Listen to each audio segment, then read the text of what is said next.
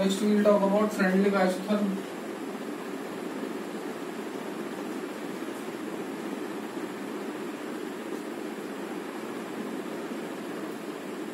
Freundlich isotherm क्या बोलता है, इन्होंने क्या बोला भैया, या एडजॉर्प्शन आइसोथर्म भी बोलते हैं इसको, है ना।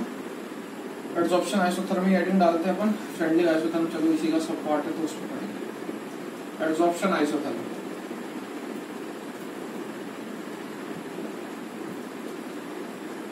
Adsorption isotherm was done at constant temperature. ये क्या बोलता है, आप क्या करो, आप एम मास का एडजॉर्बेट ले लो, ये मैंने एक एडजॉर्बेट ले लिया एम मास का,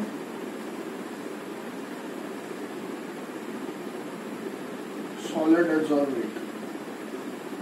ऑब्वियसली बात है मॉलिक्यूल्स के बीच में कोई ना कोई फोर्स ऑफ अट्रैक्शन होगा, एम मास है इसका। अब इस एम मास के एडजॉर्बेट के ऊपर कितना गैस जमा, भाई कोई ऑब्जेक्ट है जैसे ये मेरा हाथ है, इसके ऊपर एक स्पेसिफिक अमाउंट ऑफ गैस ही आ सकती है, ये थोड़ी ना इन्फिनिटी गैस जमा हो जाएगी। तो इस एम मास के ऑब्जेक्ट के ऊपर जितना अमाउंट ऑफ गैस इकट्ठा हो सकता है वो मैंने मान लिया x है। अपन ने मान लिया that x amount of gas इसके ऊपर इकट्ठा हो सकता है, ठीक है। तो अमाउंट ऑफ एड्सॉर्प्शन क्या हो जाएगा अपना, अमाउंट ऑफ एड्सॉर्प्शन किसके बराबर हो जाएगा, x बाय m के। m मास के ऊपर x गैस एड्सॉर्ब हो सकती है उसकी सरफेस के ऊपर, ठीक है। इसी को अपन अमाउंट ऑफ एड्सॉर्प्शन बोलते हैं, क्लियर। अगली बात करूंगा मैं फ्रेंडली आइसोथर्म की, अब आएगा वो इसी का सब पार्ट है। फ्रेंडली आइसोथर्म क्या बोलता है, that x by m directly proportional to kp की power 1 by m, x by m equal to kp की power 1 by m।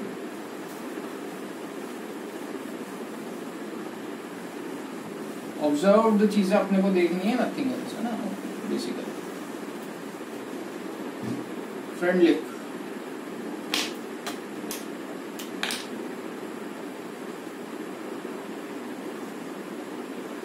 Freundlich isotherm क्या बोलता है कि वो x by m जो होगा वो किसके बराबर होगा, kp की पावर 1 by m के। यहाँ पे 1 by m की वैल्यू 0 से लेके 1 के बीच में लाई करती है। P is the pressure. अपन जानते हैं जितना प्रेशर बढ़ाते जाएंगे एड्सॉर्प्शन उतना ही ज्यादा होता जाएगा, ठीक है। x क्या है यहाँ पे, mass of gas adsorb, m क्या है यहाँ पे, मास ऑफ एड्सॉर्बेट,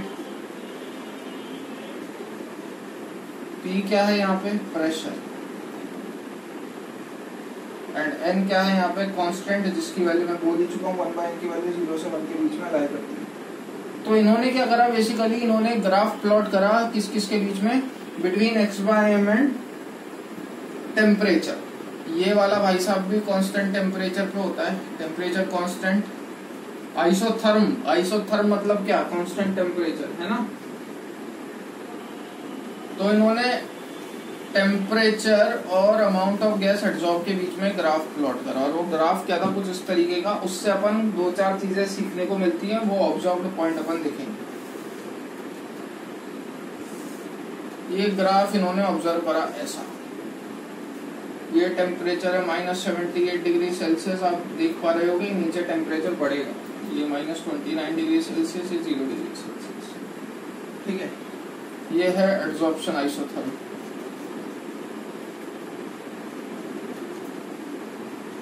यहाँ है अमाउंट ऑफ गैस एड्सॉर्ब।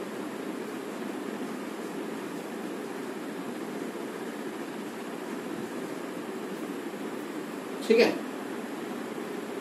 तो यहां से अपने को क्या ऑब्जर्व करने को मिल रहा है भैया, आप एक काम करो, सबसे पहले मैं क्या करूंगा, कंपैरेटिवली मैंने मान लिया कि मैं प्रेशर को कंटिन्यूअसली बढ़ाया जा रहा हूं। तो प्रेशर बढ़ाने से सपोज इस टेम्परेचर पे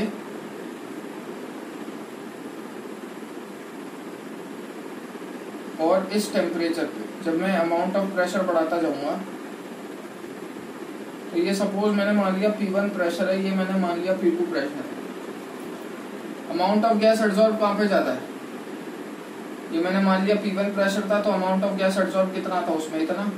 जबकि मैंने मान लिया P2 प्रेशर पे सेम टेम्परेचर है, 0 डिग्री सेल्सियस पे मैंने एक बार P1 प्रेशर लिया और एक बार P2 प्रेशर लिया। 0 डिग्री सेल्सियस पे मैंने एक बार P1 प्रेशर लिया कि भाई सपोज ये पॉइंट पे मैंने P1 प्रेशर अप्लाई करा, 0 डिग्री सेल्सियस पे इस पॉइंट पे मैंने P2 प्रेशर अप्लाई करा। तो आप देख पा रहे हो दैट एज प्रेशर इंक्रीजेस तो अमाउंट ऑफ गैस एब्जॉर्ब भी क्या हो रहा है, इंक्रीज हो रहा है। तो as P increases amount of gas absorb भी क्या हो रहा है, इंक्रीज। पहला कंक्लूजन तो ये था कि भैया P बढ़ाने से यानी कि प्रेशर बढ़ाने से अमाउंट ऑफ गैस एब्जॉर्ब भी बढ़ता है, ये अपन ने डिफरेंस में भी लिखा था, हायर टेम्परेचर फेवरेबल होता है। अब मैं बात करूंगा टेम्परेचर की। टेम्परेचर के बेसिस पे बात करें तो देखिएगा मैं क्या कहना चाह रहा हूँ।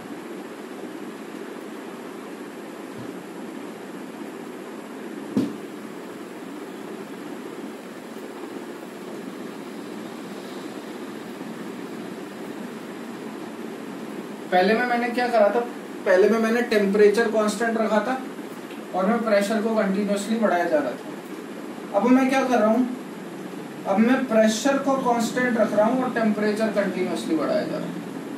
अब मैं क्या कर रहा हूँ, अब मैं प्रेशर को कांस्टेंट रख रहा हूँ और टेम्परेचर को कंटिन्यूअसली बढ़ाया जा रहा है। तो जब आप प्रेशर को कांस्टेंट रखोगे और टेम्परेचर को कंटिन्यूअसली बढ़ाए जाओगे, हालांकि अपन पहले भी पढ़ चुके हैं that low temperature is favourable, तो वहां से भी आप ये चीज फाइंड आउट कर सकते हो कि टेम्परेचर बढ़ाने से अमाउंट ऑफ गैस एब्जॉर्ब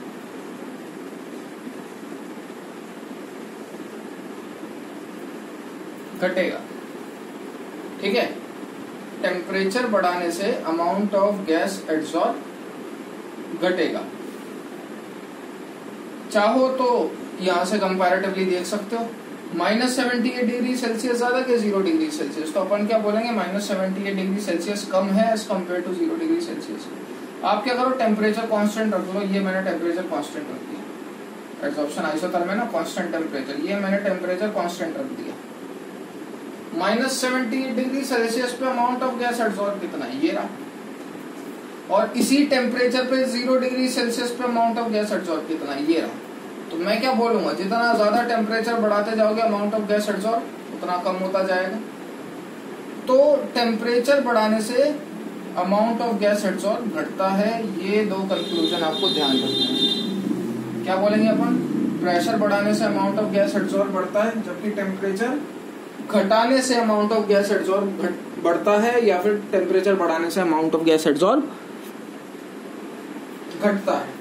मतलब टेम्परेचर के amount of gas absorb is inversely proportional, जबकि प्रेशर के वो डायरेक्टली प्रोपोर्शनल होता है। ठीक है, तो अब मैं क्या कर रहा हूँ, अपनी एक इक्वेशन आई थी उसका ग्राफिकल रिप्रेजेंटेशन क्या होगा, अपनी एक इक्वेशन आई थी उसका ग्राफिकल रिप्रेजेंटेशन क्या होगा।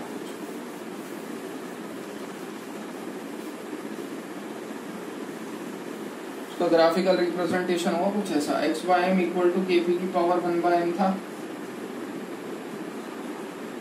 मैं दोनों साइड लॉग ले रहा हूँ, तो ये क्या बन जाएगा, log x/m equal to log kp की पावर 1/n। इसको सॉल्व करेंगे तो log a इंटू b क्या होता है, log a plus log b। So log k plus log x की power n, and log x होता है पावर आगे आ जाती है, प्लस 1/n log p। ये किसके बराबर हो जाएगा, log x/m के। तो अब अगर आपको इनके बीच में ग्राफ प्लॉट करना हो तो वो ग्राफ आप कैसा प्लॉट करोगे, ये हो गया x/m और ये हो गया p।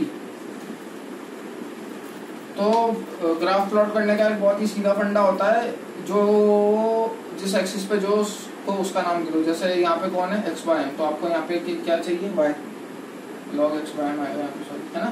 तो y एक्सिस पे क्या है, log x/m, तो log x/m की जगह लिख दो y। यहाँ पे क्या है, log p, तो इसकी जगह लिख दो x। किस तरीके की इक्वेशन बन रही है, y equal to mx plus c। इसकी जगह मैंने x लिखा है, इसकी जगह मैंने y लिखा है, तो उससे मैंने रिलेशन ऑब्टेन कर लिया, y equal to mx plus c, straight line. तो जो लाइन आएगी वो इसकी ये है, m क्या हो गया 1/n, स्लोप क्या होगी इसकी 1/n, इंटरसेप्ट कितना हो गया c, sorry log k, c is the intercept, जो कि क्या है यहाँ पे log k, तो ये आ गया log k। यहाँ से आप थीटा वीटा आराम से फाइंड आउट कर ही सकते हो, बड़े थे छात्र हो गए जो भी। स्लोप क्या होती है इसकी 1/n हो गई।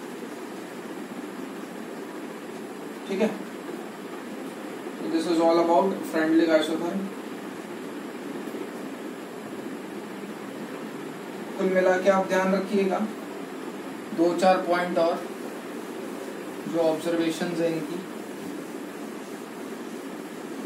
जब फ्रेंडली आइसोथर्म को और क्लोजली ऑब्जर्व करा गया, जब फ्रेंडली आइसोथर्म को और क्लोजली ऑब्जर्व करा गया तो एक्चुअल में वो जो ग्राफ था वो कुछ इस तरीके का था कि शुरू में तो था ये स्ट्रेट लाइन, फिर उसके बाद बेंड होना चालू हुआ और आगे चल गया कांस्टेंट। ठीक है ना, आपको बुक में ग्राफ मिलेगा इस तरीके का, बट वो एक्चुअल में है क्या, शुरू में स्ट्रेट लाइन है, आगे बेंड है and then it is constant.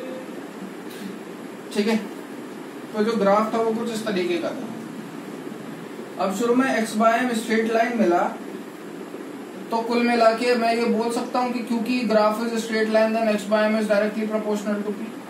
x/m बढ़ता जा रहा है प्रेशर बढ़ाने पे, अमाउंट ऑफ गैस एब्सॉर्ब बढ़ता जा रहा है प्रेशर बढ़ाने पे, लेकिन बीच में जहाँ कर्व मिला वहां पे x/m डायरेक्टली प्रोपोर्शनल था p की पावर 1/n की, जो अपन ने पढ़ा फ्रेंडली आइसोथर्म, तो वो इतना सही कर्व सेटिस्फाई करेगा। आगे हमने देखा कि जैसे जैसे आप टेम्परेचर बढ़ाए जाते हो तो x/m जो होता है वो डायरेक्टली प्रोपोर्शनल हो जाता है p की पावर 0 की। क्यों? क्योंकि आपने n बराबर कितना कर दिया, इनफाइनाइट, 1/∞ 0, ऑब्वियसली बात है। तो क्या देखते हैं कि जैसे जैसे आप प्रेशर बढ़ाए जाते हो, एक टाइम ऐसा आता है जब amount of gas absorb is independent of the pressure, वो ये शो करेगा। ठीक, तो यहाँ से अपन क्या ऑब्जर्व करेंगे, यहाँ से अपन क्या ऑब्जर्व करेंगे, at lower pressure x/m directly proportional होगा p के, इंटरमीडिएट पे x/m डायरेक्टली प्रोपोर्शनल होगा p की पावर 1/n के, और at higher pressure x/m independent होगा p के, इंडिपेंडेंट ऑफ p। ये बातें ध्यान रखिएगा। ठीक है, चलिए आज के लिए इतना ही रखते हैं।